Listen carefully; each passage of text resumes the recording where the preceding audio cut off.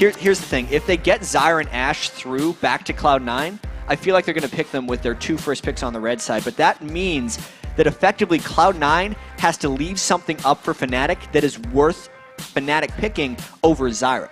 Because Zyra's been such a contested pick this entire World Championships. She's the most played and also has a very high win rate in a lot of these games. Plus, in the North American Regionals, it was Lemon Nation's #1 support.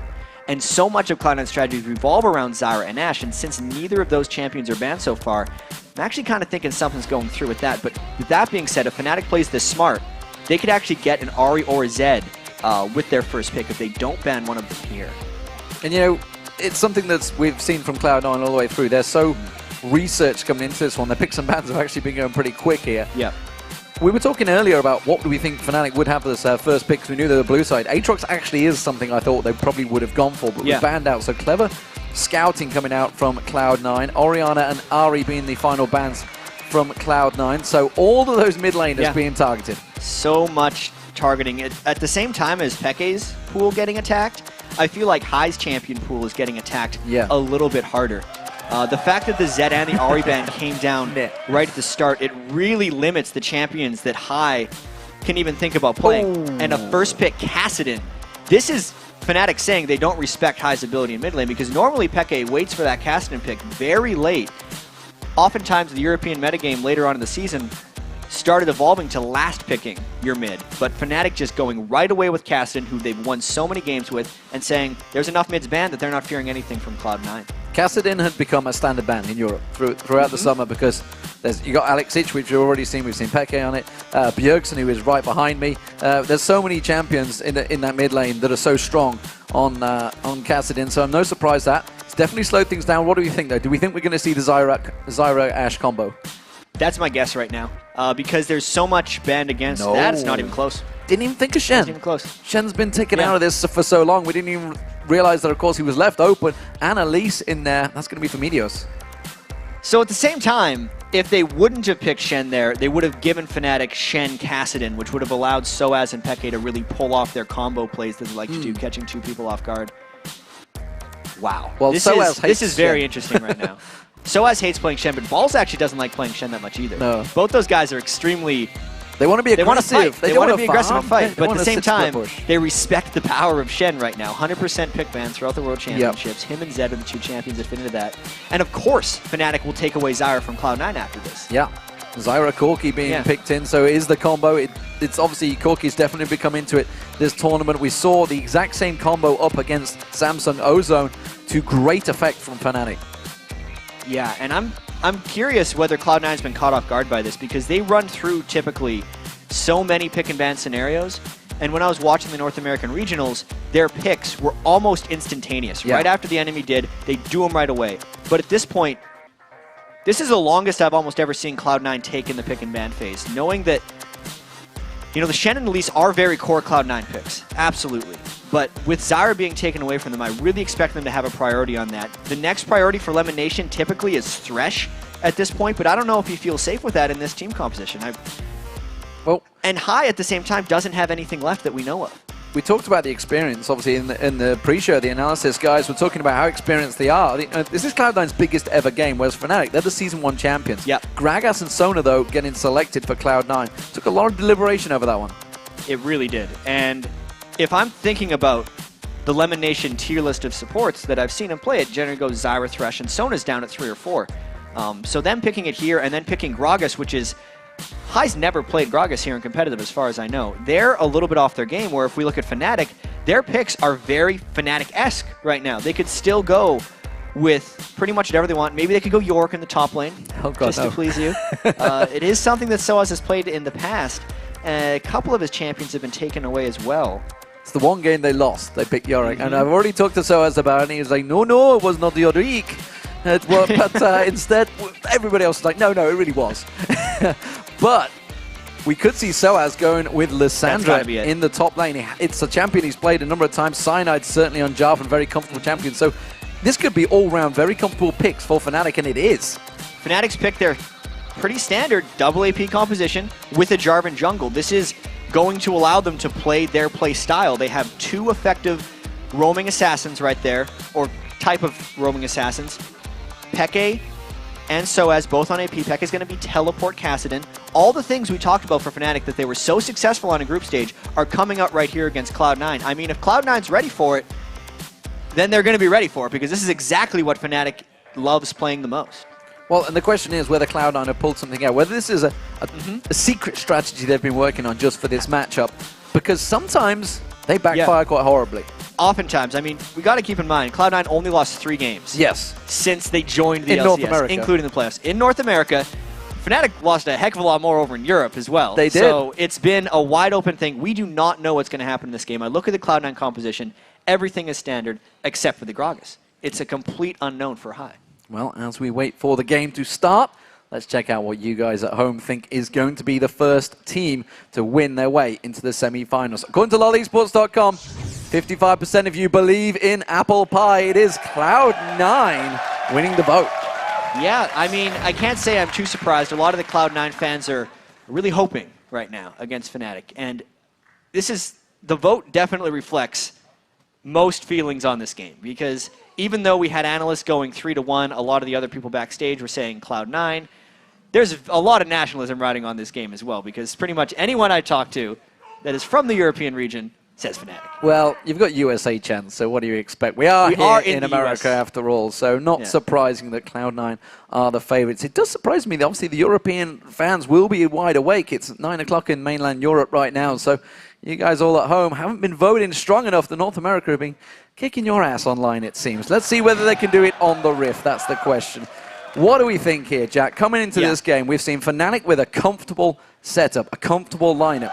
Cloud9 changing, adjusting, coming into their biggest ever game of their lives. Well, here's the huge thing. Fnatic's actually went with the double teleport in both of their solo lanes, which for Cloud9 might actually work to Cloud9's benefit if they can avoid getting the teleport kills, because Meteos' style as a jungler is heavy farming. And in order to play that style without it backfiring, your lanes need to be able to hold their own. The fact that Cloud9's lanes are both laning against people with teleport means that they are put in a more advantageous situation in the laning phase alone. And Cloud9 excels by forcing mid-game teamfights in most of their victories. If they can actually force a mid-game 5v5 near Fnatic, once again, those teleports won't be coming into play. So really, I think the early and mid-game is going to hint completely on Fnatic's use of teleport and whether or not Cloud9 can avoid those surprise attacks. Well, we'll see how it works out with that double teleport combination. Fnatic's certainly going to be mobile around that map. So as getting down, and Cloud9 going for this blue buff invade. They're a little bit early, so whether it's just going to be a ward plant or whether they're going to stick around. Yellowstar just off to the side there. Got to be careful he doesn't get caught out. Does manage to get caught with a volley. He's kind of pinned out of position now. They see him. They know that he's pinned. They're going to force his flash here, surely. This is Yellowstar putting himself in a bad situation early on in the game. Cloud9 just brute forcing their way in there. Yes, they had the threat of the ball's taunt, but really Yellowstar just took a wrong turn. Absolutely, completely caught out. So flash down. Expect to see Meteos maybe making a return to his lane to see if he can pick himself up an easy plant on that bottom. Cyanide and Soaz lay in wait. And look at this, Cloud9 are not done yet. They're making a return attack, but this time they don't have everybody. Fnatic is closing in around them. This is a very dangerous invade by Cloud9 because they are outnumbered and they don't immediately get the buff either. High getting caught out there. A lot of damage going down on him. Ignite was burned, but he will survive, and that means Fnatic just off at the side there will be able to take that blue buff away. It is going to delay Meteos for a while because he's only going across to his red buff now, so Cyanide got the jump on him in the jungle. Yeah, I gotta say, not the best start by Cloud9 right now. Sneaky is getting a little bit of experience in this lane before Fnatic can get there, but even though Soaz was there to support, he just got his teleport right down into the bottom lane, so lane advantage-wise, Fnatic didn't lose much for that, but jungle speed-wise, Meteos actually lost a fair bit, and so much of Meteos' game revolves around him getting an experience advantage over the enemy jungler, so that when they fight, Meteos always comes out ahead, and Cyanide, if he just sticks to farming, will have that edge on Meteos. So now that the lanes have switched around, Ball's putting a lot of damage down on Soaz, using that Ignite early on, making sure he gets a good chunk of damage down. That's going to put Balls a little bit in the lead in that lane. Peke, of course, up against Gragas here in the form of High as well in the mid lane. But it's the top I want to talk about. Sneaky and Lemonation up against Pushu and Yellowstar. They've both chosen to go for this lane. Who has the edge early on? Early on, I think the edge goes to Sneaky. He can outrange Pushu with those volleys. Not to mention, since Sneaky was in the lane first, he will have the level advantage until he goes back to base or until a gank comes into that lane. Cloud9 will look to stay pushed up in this lane. And this actually is a point of danger for Cloud9, because all throughout the LCS, I'd say the lane that died the most for them was Sneaky and Lemon Nation, especially when they're on Ashe, because they love to push up, and generally Lemon Nation does not pink ward very frequently, so they're almost drawing attention to themselves to get killed or to draw pressure up there. And knowing that Fnatic is with a double teleport and knowing they love to go and make plays like that, I see that as a large vulnerability right now for Cloud9 in that lane. Well, we did see High going back very early on here. You can see he's obviously fell behind in that CS because he did that, because he wanted to get that ward placement just down there, along with that Fairy Charm he picked up. So missing out a bit just to make sure that ward, it's a very important ward for him. He doesn't want to get ganked by C9. And I think this is the mismatch in this matchup between High and Xpeke. Knowing that Xpeke would just first pick a Kassadin into anything High has to offer, High pulling out the Gragas, but then having to burn his flash at level 1 is not beneficial. Aggression coming out in the top lane, Yellow Star trying to get those grasping roots down, not working out for him. No flashes were burnt from Cloud9. They've still got all those summoners, and it does mean that C9 effectively in that top, maybe wasting his time. He's sticking around still. That's the moment where Meteos is just going to immediately go to trying to steal away C9's experience in the jungle. A failed gank in the top lane. C9 was not creative with that. They were banking entirely on Yellowstar's ability to land a grasping roots, and Cloud9 was actually keeping their distance there. So a successful counter jungle and gank avoidance by Cloud9 up top and in the jungle. Peke missing some serious farm there. Missed out on the Siege minion as well. So missing a lot of gold and actually very low on mana. Meteos gone unseen so far on Soaz. He is very deep. He's got a good escape. Gank, Shadow Dash Storm is already used there. He might be able to slide away from this one. There he goes. The repel will follow from Meteos, but I don't think they've got enough damage on this one. The Cocoon comes in. Has he got enough burst? That's the question. He may do, but not going to happen. It wasn't followed up by balls. And it'll be interesting to see what Cloud9 does with this lane here, whether they freeze it or if Meteos tries to push it up with balls, because they have backed Soaz off from the lane. And it does look like they're going to push up. Cloud9 shares experience almost more than any other team when Meteos is in the game. He loves to get the edge on the enemy jungler by taking a little bit of lane experience for himself after ganks. Peke using that teleport back into the mid lane, gets those double Doran's rings on that first back, which is going to put him in slightly advantageous position over High. High already backing off as well, gets himself a second Doran's ring along with yet another ward. So he's putting a lot of investment in those ward coverage, making sure that C9 doesn't pay him a visit. And we mentioned earlier the potential early threat of the Fnatic teleports into lane, but as of yet, they have used both of their teleports only to return to their respective lanes. So at the moment, if Cloud9 is tracking the teleports properly, they will know that Sneaky and Lemon Nation have no immediate fear of a teleport game coming into their lanes. But Lissandra's teleport with Soaz will be up soon, and I actually feel like at this point in the game, that's the more lethal of the teleports. So the AD carries have had their first backs, and we have a difference finally coming out. Sneaky going for a pickaxe. Yeah, I think he's just trying to get that little edge on Pushu as far as trading damage, and also Sneaky can choose in this game whether he goes, I've seen him do triple Dorans or I've seen him rush an Infinity Edge. It really depends on how safe he feels in the current environment of the game. I'm actually surprised he went with the pickaxe in this situation, because there's going to be so much damage diving on him, especially with the way Fnatic loves to dogpile. This is going to be Lemon Nation getting caught out. First blood will come in, and it is going to be an easy execution by Fnatic. Yeah, and that's Fnatic just using the positioning smartly for them. They knew that Cloud9 had ran out of wards in the area, and they caught Lemon Nation in a rotation to try and get those wards down. It's another one of those surprising Fnatic rotations, and now Sneaky's got to be very scared up here, because 1v3 as a level 5 Ashe with only one Doran's Blade, he cannot sit at that turret. Peke also putting damage down on High. He has got that Rift Walk available, so could continue to go aggressive. Remember, High does have that explosive cast to try and keep him away. That burst damage onto High. He only needs one more Rift Walk and a Force Pulse, and he will go down, that's for sure. So High needs to be very cautious in this situation. Obviously, that is why we're sticking that camera on him right now. Despite the fact it was a 3v1 in the jungle, we see Meteos. He's got a visitor. It is C9. There's a ping ward there, though. So C9 trying to get the steal. Not going to happen. So you can actually see, at least as far as Meteos and C9 go, that Meteos is pulling an advantage over C9. But I have to say C9 has done more for his team overall. The amount of pressure that C9 was able to put on that top lane just by catching Lemon Nation in that one gank path is the difference in this game as far as gold is concerned. I am still concerned for High in that mid lane. He's Absolutely behind on farm against the Kassadin. The Kassadin is a slow farmer at the start. This is true, but Kassadin generally holds weaknesses over ranged mid laners. But Gragas is very similar to Kassadin in the way that they lane. They're both melees, so Peke is actually not denied farm in that matchup. Gragas is not necessarily a counter pick to Kassadin as much as he is someone who can try and track him down roam-wise. Yeah, and you can see High trying to go a little bit aggressive there. Just rift walk straight away. Wasn't going for the kill, I don't feel that. Didn't use that ignite, had no reason to go for it. Simply just shoving him out of lane, which is exactly what he's doing, making sure Peke loses as much farm as possible. Lane switch is also coming in. We see Soaz. Yeah, the reason that High went into the turret to harass Peke back there is because Cloud9 wanted to go for the Dragon, but they do have to fear the teleport of Soaz. They would still outnumber them. Depends how fast they can get this Dragon out and whether they can secure the smite. We're going to see C9 sliding in there, and wisely meets Cloud9 do back off the Ash Arrow, catching onto a Stun chain! Locked up, stunned up, and now Yellowstar's in trouble as well. Pushu trying to escape. Coming round the backside is High, so he's going to keep this chasing on this one. He's gone for Yellowstar instead, but really they could have focused on Pushu and kept him focused down. Cloud9 and Meteos specifically knew exactly how much damage he could burst on the Dragon. The team was laser focused in when they stopped damaging the Dragon. They waited for Cyanide to come in, they waited on the cooldown of Meteos' bite, they spiked them together, and then they chained their CC well because Cyanide was planning on going in for the steal and flashing out, but they hit him with an arrow into a cocoon and it bursted him down. That was brilliant play by Cloud9 at Dragon.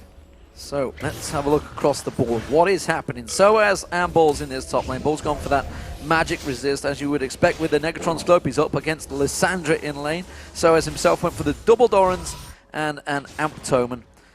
Pushu and Yellowstar, they've had a fairly relaxing time of it. We do see Sneaky heading, just edging him out in terms of farm, 76 to 69. Also got that assist, which puts him 20 gold ahead. It's not a great deal over that kill that Pushu had. And the lanes haven't been getting pushed that much either.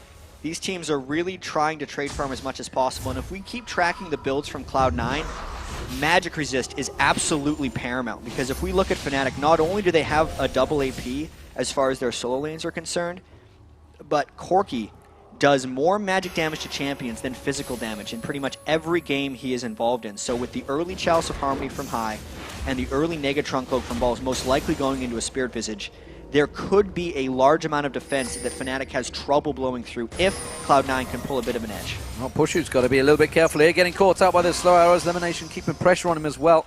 Just getting a little bit greedy there, I feel, Pushu, trying to get some of that extra farm. And Cloud9 never has the best ward control in the bottom lane. Lemon Nation generally doesn't go for heavy pink wards. And you can tell Cyanide is trying to capitalize on that. He was just there a second ago, but he's backing off because they don't think Cloud9's going to commit, as they are not. Well, instead, Pushu is going to get himself a lot of free farm. He went back and got himself the Phage early on, so Trinity Force will be built by Pushu. And still waiting to see what Sneaky's going to expand that pickaxe into, whether it's going to be an Infinity Edge coming out early, whether he'll maybe even turn into a Last Whisper, who knows. Peke, who waiting for that barrel to explode. He's like, nope, nope, you're not going to steal this experience. I will take the gold. So delicate process between these two, and you can tell how nervous this game is between them. It's just a 1,000 gold difference right now. Both got to kill a piece, and still everybody playing really cautiously. Absolutely, and I feel like when people were trying to predict these matchups, the High versus Peke matchup was the most important. People were thinking Peke was going to stomp all over High. So far, High is mostly holding his own, but the danger, of course, is Peke's mid-game Kassadin. When we've seen him on Kassadin, it only takes one good fight for Peke, and he will just steamroll over the rest of the game. Cloud9 needs to be incredibly cautious not to let that happen. Yeah, they've got to make sure he doesn't start getting those kills going. At the moment, we do see Cloud9 3-manning it down this bottom lane, keeping the pressure on Yellowstar and Pushu. They're going to have a call out towards Cyanide. We already see him trekking down here. They're worried that there's going to be a push, and no early tower dives at all, really, from either of these teams. Cloud9 keeping that pressure down, though. Cloud9's got to be really careful with this push because there's a ward behind them, and both solo laners on Fnatic have their teleports up. So any type of dive would be rather bold. Yeah, they could turn this into a very big fight. Don't forget Stand United for Balls as well. We could suddenly have a 5-man pile-on in the bottom as we saw High and Peke trekking the way around that river. But High, he's going to just try and sneak around the side. Peke does have a ward in that bush, so wasn't going to fall for it. They have good coverage on Cyanide, though. You can see that ward over by the Wraiths. They're keeping track of him.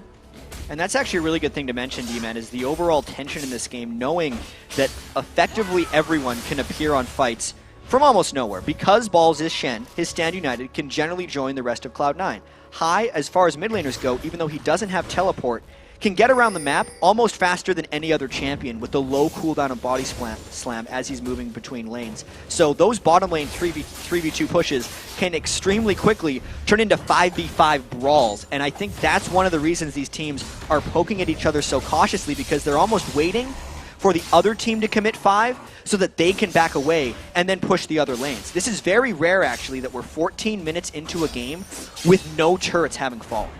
Yes, you can tell the tension building. We do see Sneaky's going towards that Infinity Edge with that BF sword. Pushu also going towards that Trinity Force, got himself the Sheen completed now, as well as heading towards that Zeal.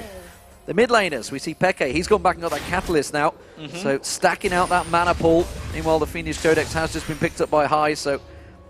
Joseph kind of been the magic guidance for Peke on Kassadin. Once he gets that much mana pool, he just uses it for his positioning with his Rift Walk and pulls off some impressive fights. I just wonder, with this next Dragon coming up in 50 seconds, if Fnatic going to try and contest it, because Cloud9 has kind of made their mark on destroying mid-game Dragon fights with extreme coordination. I feel like Hai was trying to bait that Rift Walk out there to follow it up with the explosive cast, but Peke just didn't quite get the angle for him. He waits until that Rift Force back up, puts another Force Pulse down at him. Very tense exchange between them. We did see Lemonation coming around the backside, making sure there was good ward coverage in there. They know that the Dragon is up in 20 seconds time. Ping ward is in there, and it was Lemonation actually taking some damage from those plants off Yellowstar. Everyone is going to be around for this next Dragon fight. It is so tense right now, knowing that Sneaky has that Ash Arrow, and he has been an absolute sniper with it throughout the LCS. He's already 1 for 1. He's been holding it very cautiously, and Cloud9 immediately just dumping onto the Dragon as quickly as possible. They're daring Fnatic to come and fight them. Cloud9 wants this one quickly. We could see another steal attempt and maybe a fight. C9 ready and waiting. There's the slide. It's not quite ready. Got the snipe comes in. Elimination's taken very low though. Sneaky also off the side. Stand United going to come in. Yellowstar does manage to pick up 1 kill. Hai getting focused on. Hai is going to go down to the back there. Pushu's still low, but you can see he's putting damage down towards Balls. C9 is going to come out of this one. Riftwalk comes up from Peke. Peke goes deep, but it's a little too deep. Meteos will be able to take him down. No! Riftwalk's away!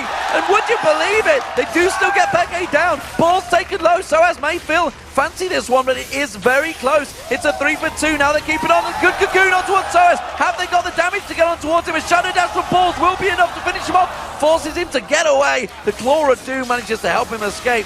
Such a tight fight. It's Cloud9 on top. That fight could not have been closer. 3 people died for Cloud9, 2 for Fnatic, but the gold value of the Dragon for Cloud9 gives them the slightest of edges in that fight, but I can't even call it a complete win because 2 kills went to Pushu on Corki. His Trinity Force has been completed, and that was just scary as far as the fight goes. At the very start of this, Lemonation, because of the long duration of the silence and then the knockup, he didn't even get crescendo off.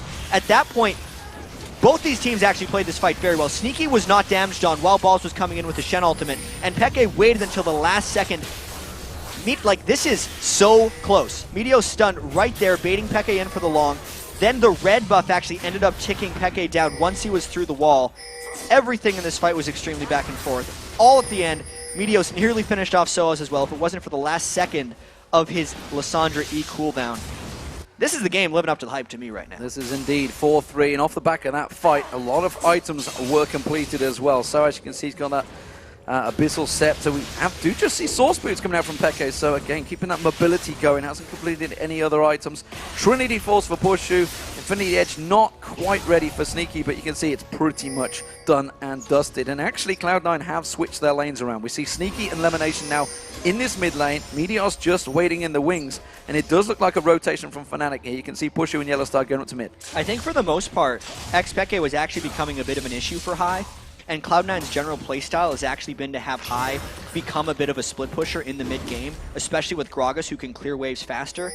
And if someone is going to roam down to try and stop Hai, he's the most likely to be able to escape multiple teleport ganks. So there's a lot of reasons that Cloud9 would have went for a swap like that. And how do we rate those kills? Because 2 of them went on to Meteors. That's not a bad thing, because Elise can thing. do a lot of damage, but it was Pushu that picked up 2 kills for the AD carry. Yeah, it's not a bad thing, but it's not great. I think Cloud9 would have much rather had those kills onto High or Sneaky. They wanted the upfront damage right now.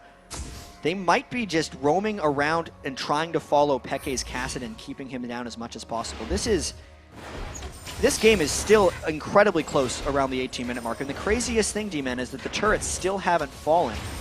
There is so much inherent threat, I believe, from the teleports that Fnatic can bring, and the Shen ultimate that is now back up again because the Spirit Visage gives it such great cooldown reduction.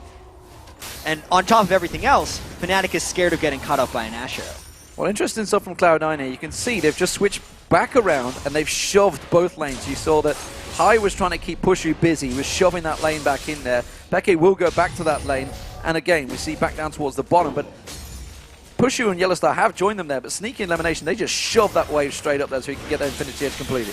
Yep, that was a bit of a risky shove, to be quite honest, because there were no large objectives up, and considering Fnatic's playstyle is generally the wait and see for the enemy to expose themselves and then go for it, but Cloud9 actually hasn't done that frequently this game. I'd say the only time Fnatic got that 1 kill was on Elimination 10 minutes ago in the top lane.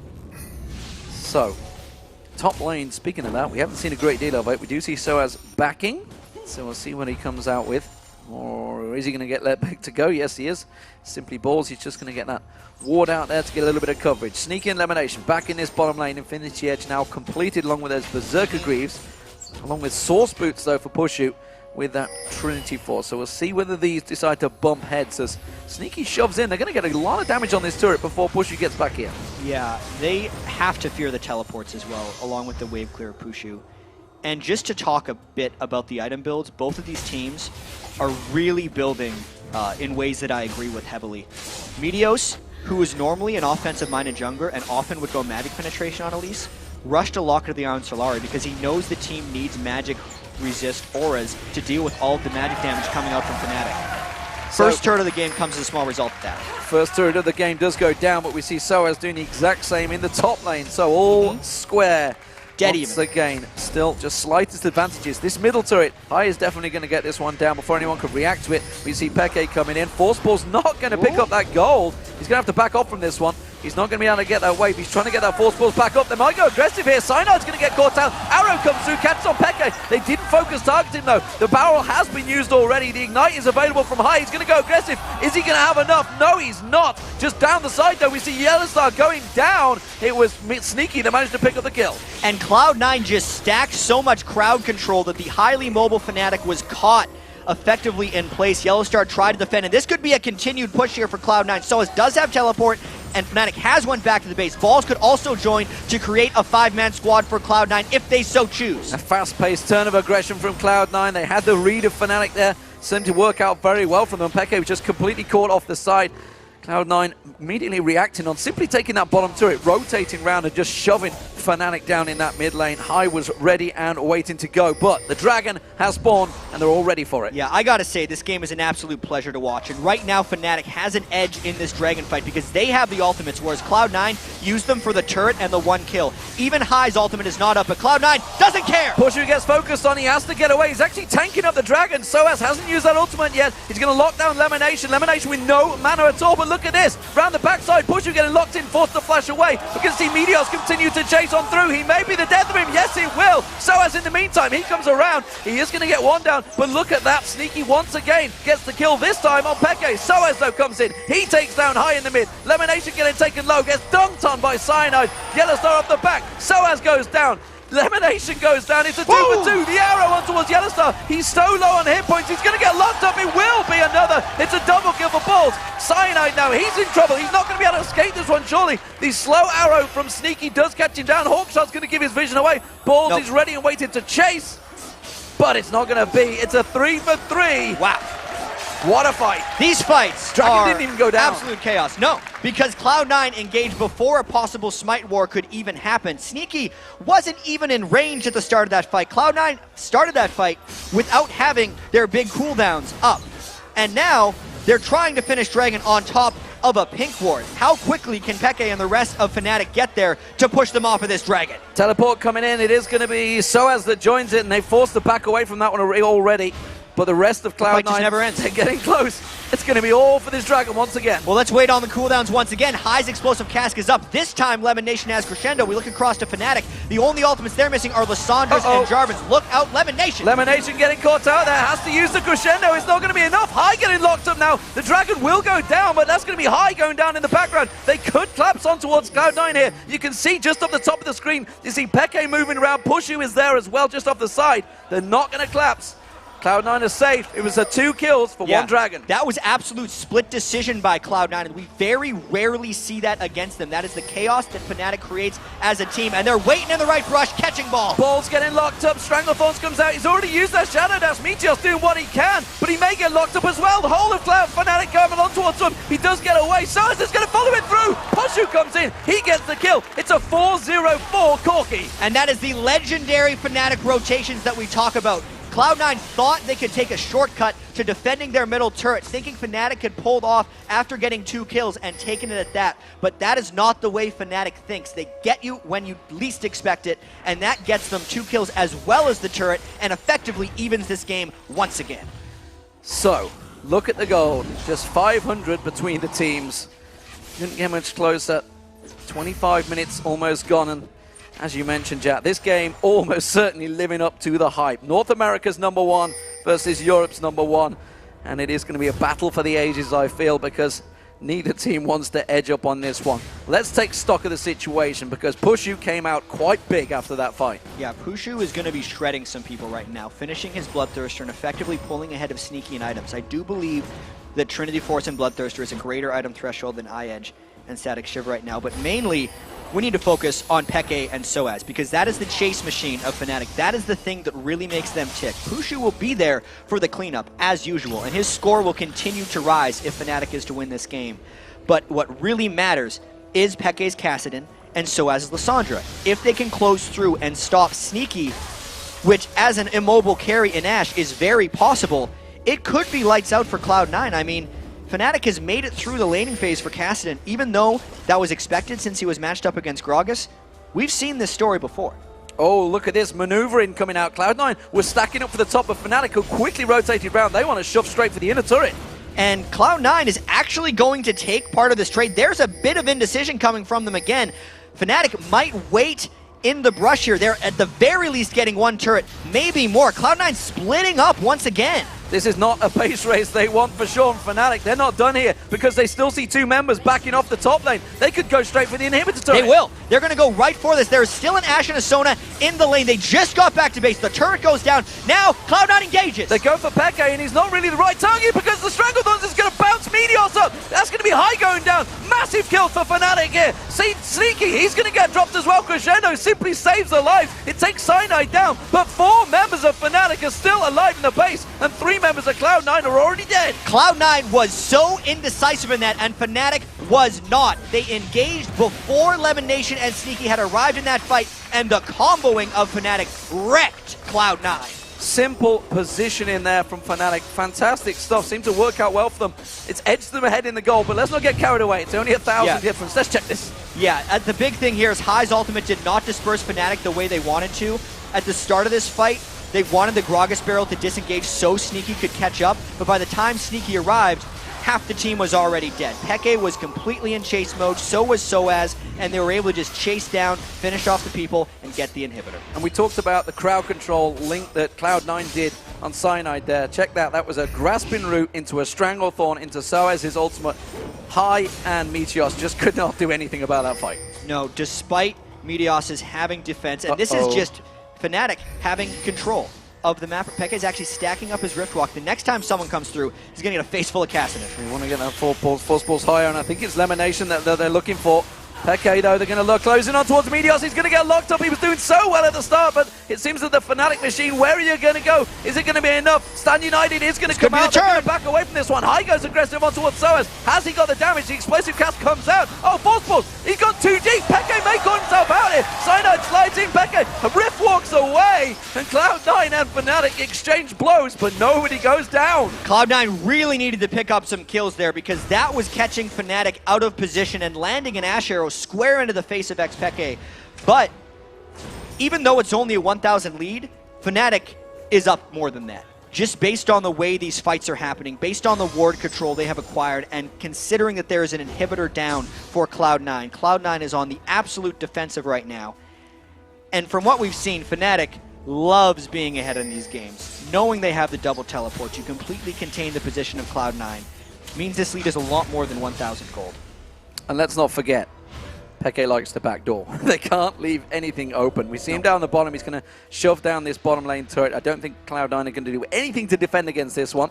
14-8 the kills, 4-3 turrets. That's going to swing to 5-3 in just a moment as Peke keeps on pushing that bottom lane. Dragon will be up in 30 seconds. And there's still concerns for me from Cloud9 on Pushu because he's at 6-0-5 now. They need to try and lock him down in those fights. Here's the thing, though. Pushu is mainly cleanup. He's doing a whole bunch of damage, but it's more than that. It's all about Peke. Oh, they're not going to let him go. Finishing people off. High has to burn Flash away from this one. It seems like Fnatic has enough position that they just want to take out the Dragon because Cloud9 is paranoid with positioning around the Baron Pit and trying to clean up wards then. Fnatic, once again, seems to be one step ahead of Cloud9. The positioning seems look how Soaz Sneaky is going to go for it. He's going to catch on towards Sneaky. He's going to get saved. No, he's not. Peke comes in, turns him out there. Can they get the turret on the way out? I'm not too sure. The explosive cast was already used. We saw it further on. And Fnatic again, just out-positioning Cloud9.